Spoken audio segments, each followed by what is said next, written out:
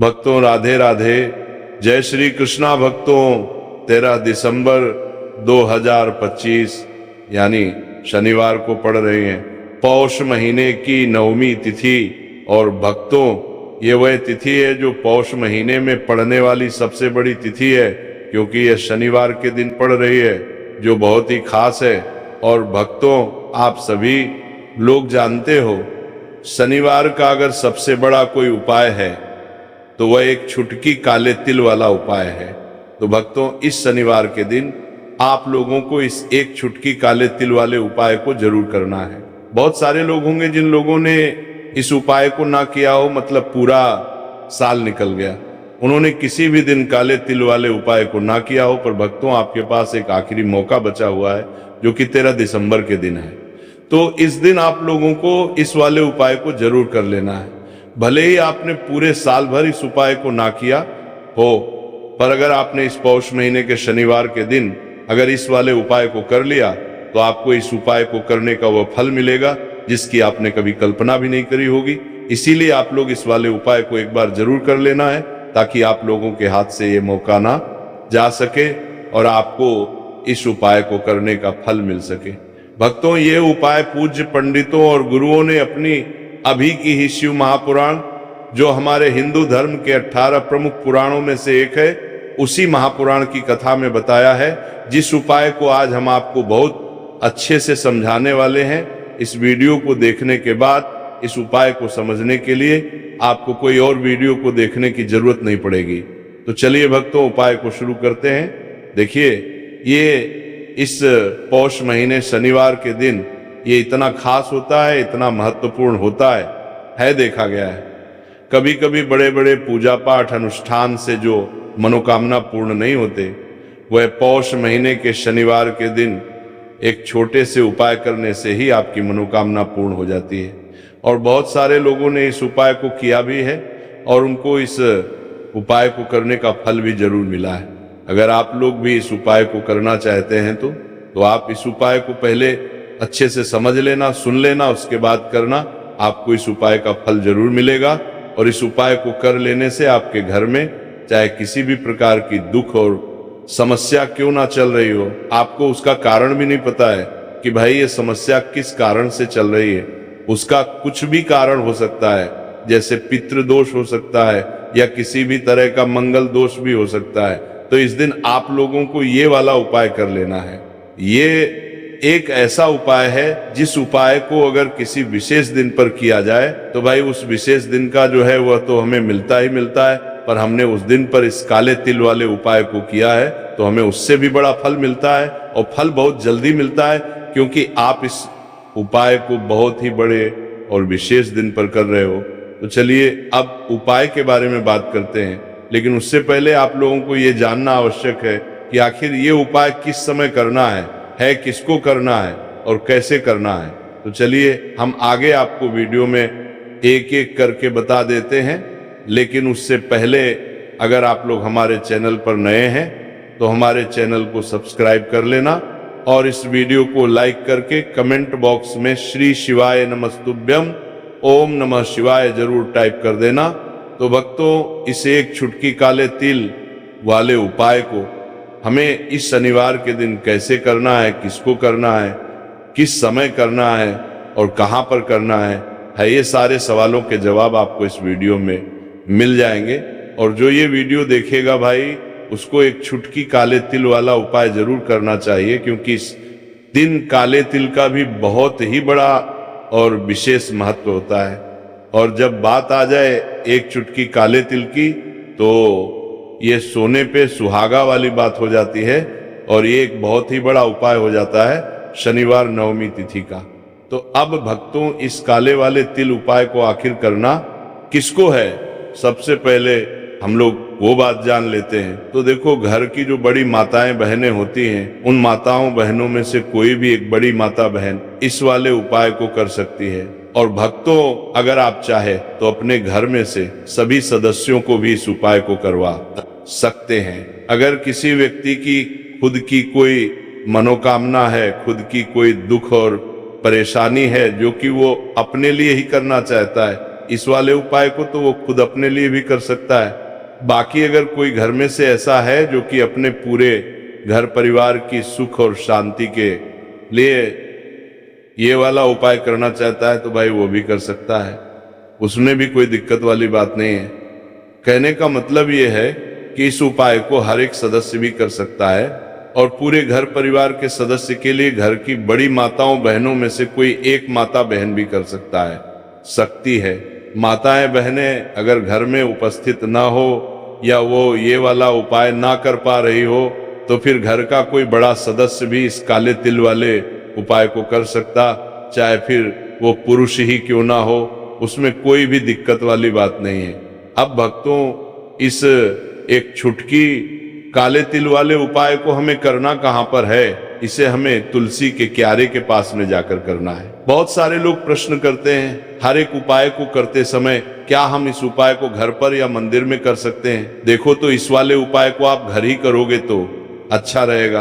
अगर घर पर तुलसी का पौधा नहीं है तो शिव मंदिर में उपाय को करोगे तो भी अच्छा होगा इस वाले उपाय को। उसके बाद में भक्तों जो अगला प्रश्न निकल कर आता है वो ये आता है इस उपाय को लेकर कि आखिर इस उपाय को हमें किस समय करना है? सुबह के समय करना है कि शाम के समय करना है? तो देखो, इस वाले उपाय को आप लोग सुबह के समय भी कर सकते हो और शाम के समय प्रदोष काल में भी कर सकते हो। अब अगर आप पूछो कि भाई साहब सबसे उत्तम समय कौन सा रहेगा इस एक छुटकी काले तिल वाले उपाय को करने का, तो हम आपसे बस यही कहेंगे कि इस उपाय को आप शाम के समय करेंगे तो ज्यादा बेहतर होगा। बाकी अगर सुबह के समय भी करेंगे तो भी अच्छा होगा, उसमें कोई भी दिक्कत वाली बात नहीं है। तो अब भक्तों जो अगली सबसे बड़ी और महत्वपूर्ण बात आती है वो ये आती है कि सुबह अगर हम उपाय को करेंगे तो हमें कितने बजे से लेकर कितने बजे तक के बीच में करना है, और शाम के समय प्रदोष काल में करेंगे तो हमें कितने बजे से लेकर कितने बजे के बीच में करना है। तो देखो, सुबह जितनी जल्दी हो सके आप उपाय को करने की कोशिश करना। बाकी अगर किसी कारणवश लेट भी हो जाओ, थोड़ी देर भी हो जाए तो 10 या 11 बजे तक भी आप उपाय कर लेना, पर 12 बजे से ज्यादा देरी ना हो, ठीक है? इस बात का ध्यान रखना। उसके बाद में भक्तों, अगर शाम के समय प्रदोष काल की बात करें, प्रदोष काल का जो समय होता है वह शाम के 6 बजे से शुरू हो जाता है। मतलब शाम के 6 बजे से लेकर 7 बजे के बीच का जो समय होता है यह समय प्रदोष काल का समय होता है। पर अभी जो मौसम चल रहा है इस मौसम में जो है शाम बहुत देरी से होती है, तो आप इस उपाय को 7 या 8 बजे के बीच में भी कर सकते हो। मतलब शाम के 6 बजे से रात 8 बजे के बीच में आप कभी भी इस वाले उपाय को कर सकते हो, उसमें कोई भी दिक्कत वाली बात नहीं है।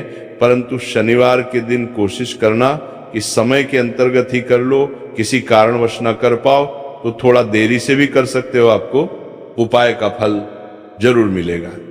तो चलिए बात करते हैं हमारे पहले उपाय की। देखिए, इस उपाय के लिए आपको 2 दीपक लेने होंगे।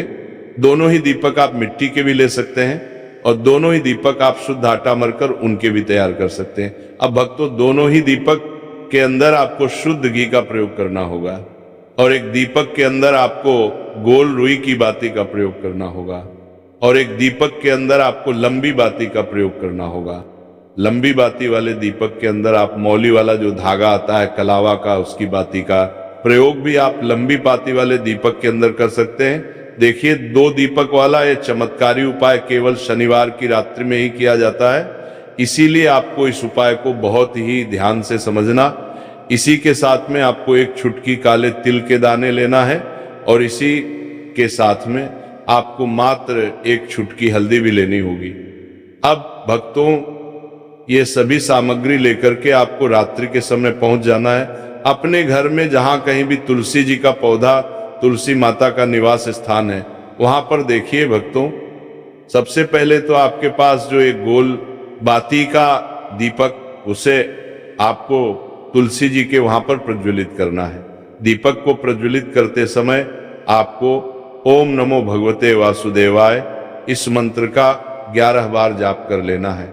अब देखिए भक्तों, आप जो एक चुटकी काले तिल के दाने लेकर के आए हैं, उन्हें आपको अपने सीधे हाथ में रखना है और जो आपने गोल बाती वाला दीप प्रज्वलित किया है माता तुलसी जी के वहां पर, उसके ऊपर से आपको इन एक छुटकी काले तिल को गड्डी की दिशा में घुमाना है।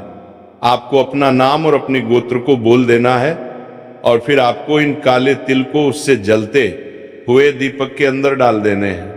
देखिए, काले तिल भगवान विष्णु के पसीने से उत्पन्न हुए हैं और जब भी हम ये दीपक की रात्रि में प्रज्वलित करते हैं तो इससे हमें हमारे कर्ज में राहत मिलती है, हमारे जीवन में धन प्राप्ति के नए नए मार्ग खुलते हैं, हमारा अगर कोई भी कार्य रुका हुआ है तो वह भी परिपूर्ण होता है। देखिए, गोल बाती का जो दीपक है, विशेषकर हम माता तुलसी के वहां पर भगवान विष्णु और माता लक्ष्मी के निमित्त प्रज्वलित कर रहे हैं। इस प्रकार से आपको यह दीपक प्रज्वलित कर देना है।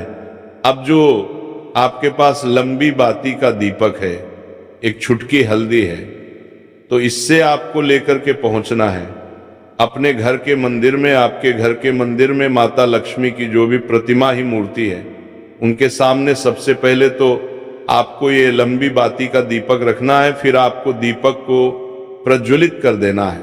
दीपक को प्रज्वलित करते समय आपको ओम महालक्ष्मी नमः इस मंत्र का जाप करते रहना है। अब भक्तों, आपके पास जो एक छुटकी हल्दी है उसे आपको अपने सीधे हाथ में रखना है और इस एक छुटकी हल्दी को आपको उस दीपक के ऊपर से 11 बार घड़ी की दिशा में घुमाना है और आपको ओम महालक्ष्मी नमः मंत्र का जाप करते रहना है और इस एक छुटकी हल्दी को आपको उसे दीपक के अंदर डाल देना है। देखिए, एक छुटकी हल्दी वाला जो दीपक है आपके जीवन से दुर्भाग्य को समाप्त करता है, माता लक्ष्मी की आपको कृपा प्राप्त करवाएगा, धन प्राप्ति के आपके जीवन में नए नए मार्ग बनाएगा। देखो, अगला उपाय है वह भी बहुत ज्यादा खास है। तीनों उपाय को आप जरूर सुनना, क्योंकि जो आपको अच्छा लगे वो उपाय आप कर सकते हैं। देखिए, इस उपाय के लिए आपको 2 हरी इलायची लेनी होगी।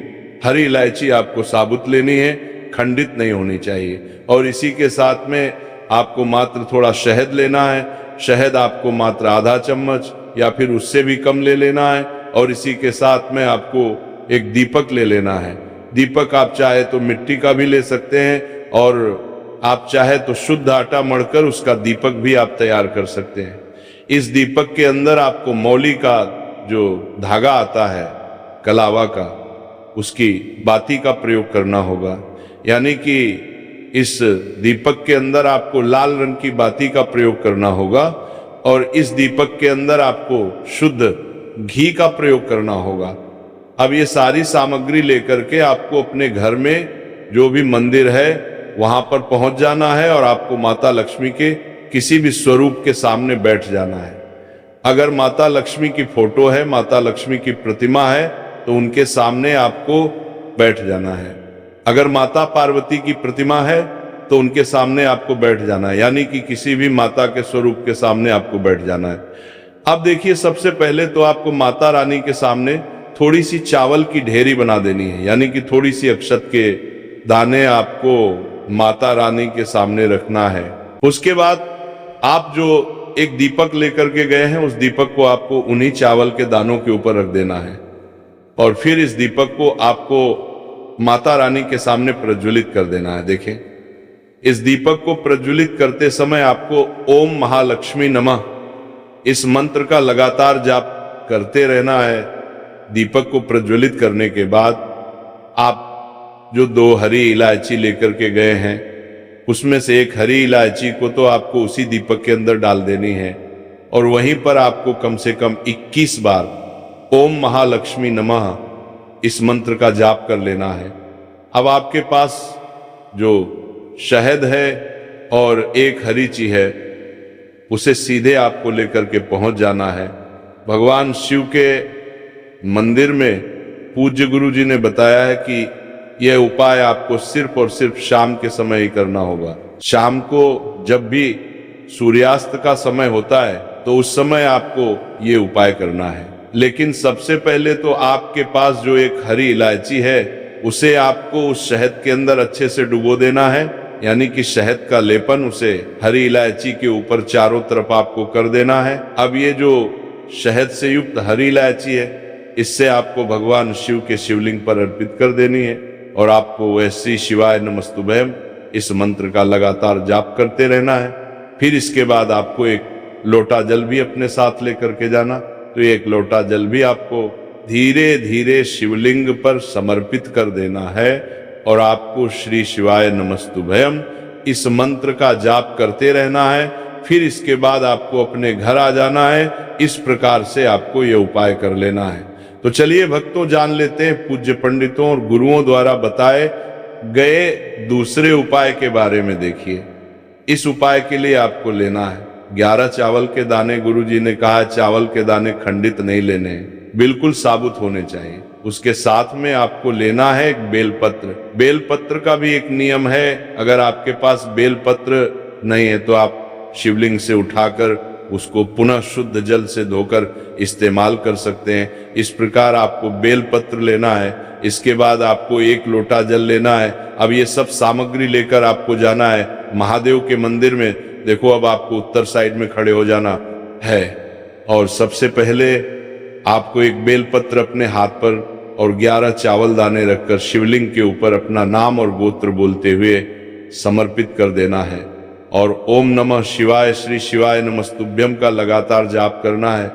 अब आपको जो एक लौटा जल साथ में लेकर आए थे उसे धीरे धीरे बेलपत्र और चावल दाने के ठीक ऊपर आपको समर्पित करते जाना है और शिव पुराण के मूल मंत्र श्री शिवाय नमस्तुभ्यम का 11 बार जाप करना है और अपनी मनोकामना बोलते जाना है। देखो, बस छोटा सा उपाय करना है, देखना एक दिन आपके सब काम बनने लग जाएंगे। गुरुजी का बहुत ही विशेष उपाय है। इस वीडियो में हमने आपको 2 से 3 महा उपाय आपको बताए हैं जो आपको शनिवार के दिन करने हैं। अगर आपके मन में उपाय से जुड़ा कोई भी सवाल है तो हमें कमेंट बॉक्स में पूछ सकते हैं। उपाय करते समय कोई भी गलती आपको उपाय है जो बताए हैं कमने में लगाया गई गुरुजी का बुरा रहने के लिए आपके तरफ से नहीं करनी है। अगर आपको हमारी वीडियो पसंद आए तो हमारे इस चैनल को सब्सक्राइब जरूर करें। हर हर महादेव। ओम नमः शिवाय श्री शिवाय नमस्तुभ्यम।